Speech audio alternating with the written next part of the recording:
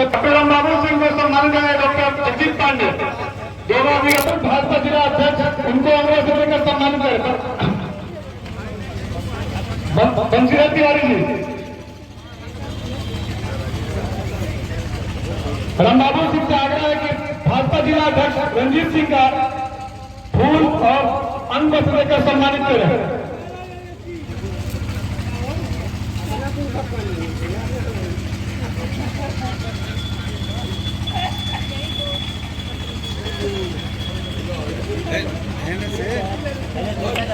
भाई जी, ये जो सम्मान है इसके योग्य हूं या नहीं, और यही मेरी असहजता का कारण है, क्योंकि मेरा अपना मानना है कि इस जैसे श्री राम बाबू जी ने कहा कि अपने स्कूल में इतने गौरवान्वित लोग, कम कर दो वॉल्यूम, नहीं कर थोड़ा कम कर देंगे तो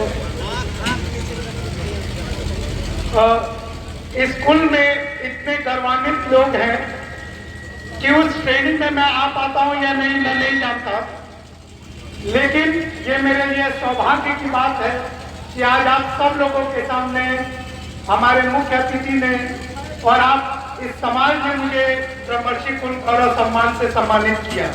मुझे अभी भी याद है, एक शुरुआत में एक DIG हैं, उनके लड़के को ऑपरेट किया था, तो उस समय के तत्कालीन जो ADG थे सर्जरी के टाइम में आए तो बोले कि डॉक्टर, हम लोग तो यही समझते थे कि यहाँ फोड़ा फुंसी का इलाज होता है, कैंसर का ऑपरेशन भी होता है। ये 2018 की बात बता रहा हूँ। एक टेबल चेयर लेके उस डिपार्टमेंट का बनाना शुरू किया। कई बार दिमाग में था कि रहा जाए नहीं रहा जाए, लेकिन शायद नियति को यही मंजूर था और यहाँ रहा। आज इस मंच के माध्यम से जगह सरकारी विभाग में मैं कार्यरत हूँ, तो जो भी बोलूँगा उसकी कोई जरूर वेटेज जरूर होगा। मैं आज इस मंच के माध्यम से आप लोगों को जरूर कहता हूँ कि हमारे एम्स पटना में कैंसर सर्जरी विभाग में आपको वर्ल्ड का, मैं पूरे विश्व की बात कर रहा हूँ, पूरे विश्व में जो भी कैंसर सर्जरी का एडवांस से एडवांस टेक्नोलॉजी जो भी आप सोच सकते हैं वो हर तरीके की सुविधा आज हमारे एम्स पटना में है। और ये मैं ऑन पेपर ऑन रिकॉर्ड आप लोगों को ये बात बताना चाहता हूँ कि आज हमारे पास विश्व की सब तरीके की सुविधाएं उपलब्ध हैं। हर सरकारें मदद करती हैं। हमारी तरफ से प्रपोजल गया और हमें गवर्नमेंट की तरफ से पूरा सहयोग मिला। आज हमारे पास जब सन 2020 में मेरे अंडर सबसे पहले MCH की जो पढ़ाई होती है DM MCH, जो मैं भी किया हूँ, चंदन बाबू भी किए हैं। MCH की पढ़ाई सबसे पहले पूरे पूर्व और पूर्वोत्तर राज्यों में मेरे अंडर स्टार्ट हुआ। ये एक बड़ी चीज इसलिए है क्योंकि मैं भी ये मानता हूँ कि मेरे पास भी शायद यहाँ सुविधा नहीं था, इसलिए मुझे बाहर जाना पड़ा, लेकिन आज ये सुविधा हमारे बिहार में है और ये हमारे लिए बहुत गर्व का भी बात है। अब इसके बाद मैं जिस भी समाज में जाता हूँ, देखिए कैंसर का डॉक्टर हूँ, मेरा एक ध्येय रहता है कि मैं कैंसर के बारे में लोगों को जागरूक जरूर करूँ। मंच है तो मंच के माध्यम से मैं लोगों को कहता भी हूँ। देखिए जब अपनी इस मुहिम कैंसर हारेगा बिहार जीतेगा लेके सन 2020 से मैं स्टार्ट किया, उसको जो स्टार्ट करने का कारण भी यही था कि जब मैं OPD स्टार्ट किया, OPD में धीरे धीरे मेरे पास जब मरीज आते थे तो लगभग 90% जनता, 90% ऑफ द टोटल पॉपुलेशन मेरे पास जो आता था वो चौथा स्टेज में आता था कैंसर का। कई बार मैं दिमाग लगाया कि क्या कारण है कि इतना लेट स्टेज में हमारे पास लोग पहुंच रहे हैं।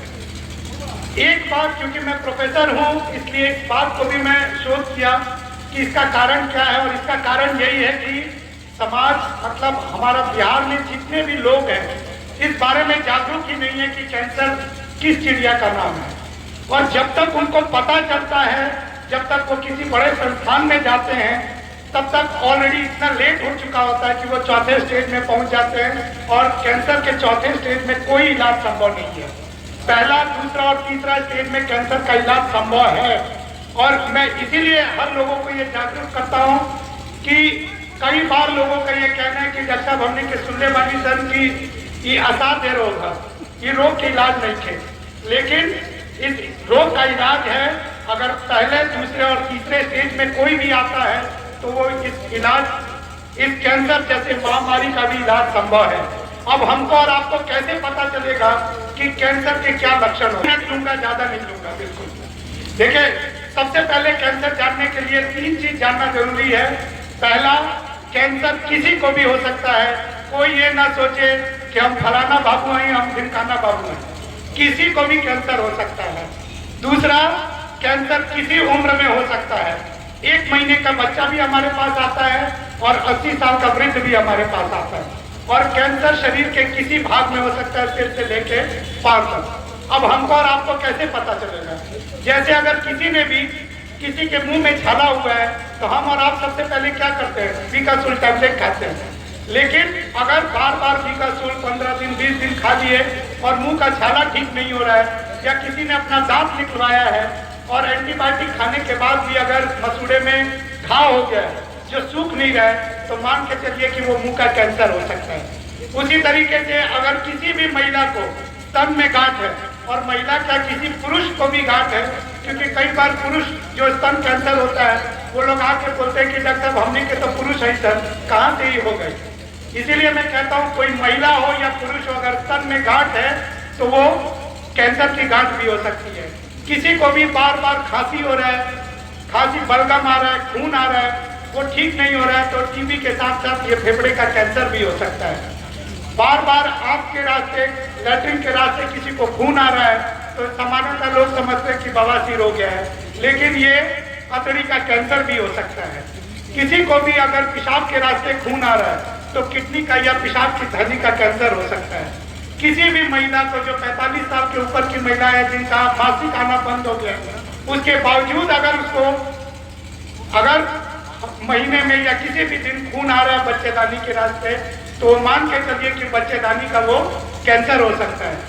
इसलिए अगर किसी को भी इस तरीके का परेशानी है तो मैं सामान्यतः हमेशा कोशिश करता हूं कि रविवार के दिन अगर मैं बिहार में हूं, कहीं बाहर इंडिया में कहीं और या फॉरेन नहीं गया हूं, तो मैं हर बार पटना नहीं रुकता हूँ। रविवार के दिन मरैया मेरा घर है, सुबह 7 बजे से 10, साढ़े 10, 11 बजे तक मरीज देखता हूँ। आप लोग आके जरूर अपने जो भी चीज है उसके बारे में बात कीजिए। और बाकी सोमवार से शनिवार 5वां तल्ला एम्स में OPD building AIIMS Patna 5D, D for Delhi, 5D में सुबह 9 से 5 बजे तक हम जरूर मिलते हैं। आप वहां आए, अपना जो भी समस्या उसका बताएं। फिर मैं कहता हूं भगवान ना करे किसी को कैंसर हो, हम जांच करवाएं। जांच में अगर नहीं मिलता है तो आप खुशी खुशी घर जाएं, और अगर किसी को कैंसर निकलता है तो वो अपना इलाज समय से करवाएं। और मुझे खुशी इस बात की है कि इस मेरे 5 साल के प्रयास में दिसंबर 2024 में मैं एक अपना फिर से शोध का काम किया, और कम से कम सारण कमिश्नरी से मैं आप लोगों को कहता हूं कि अब लगभग 55% जनता मेरे पास पहले और दूसरे स्टेज पे आने लगी। जब मैं ये गांव ये मुहिम लेके चला था तो शुरुआत में लोग बोलते थे, मुझे अभी भी याद है कि ये डॉक्टर लोग इतना बड़ा डॉक्टर है, काहे खातिर ये सब गांव आके पेड़ के छाव में बैठ के ये सब कार्यक्रम करेंगे। तभी भी कि 10 लोग बैठे हैं, डॉक्टर साहब क्यों बोलना चाहते हैं? मैं तभी भी यही बोलता था और आज भी यही बोलता हूँ कि ये 10 लोग नहीं है, ये आने वाले समय में 6 महीने, साल भर के अंदर कम से कम 1000 लोगों तक मेरी ये बात पहुंचाएंगे कि कैंसर का रोग संभव है, कैंसर से डरना नहीं है, कैंसर से लड़ना है। और मेरा जो ऑक्यूपेशन है उसमें समाज से जुड़ के काम करना है। जो भी पेशेंट्स हमारे पीएचसी में आते हैं, डिस्ट्रिक्ट हॉस्पिटल में आते हैं, वो काफ़ी गरीब बैकग्राउंड से होते हैं, लो सोशियो इकोनॉमिक के स्टेटस से होते हैं, और उनको सही इलाज की ज़रूरत होती है।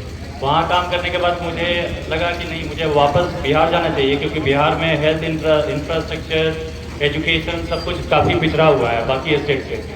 और वहाँ वेस्ट बंगाल, कोलकाता में भी अपने बिहार से बहुत सारे लोग थे जो मिलते थे, वहाँ इलाज कराते थे, और वो बोलते थे कि पटना में या फिर और कहीं उसका सुविधा नहीं मिलता, उस तरह के डॉक्टर नहीं है।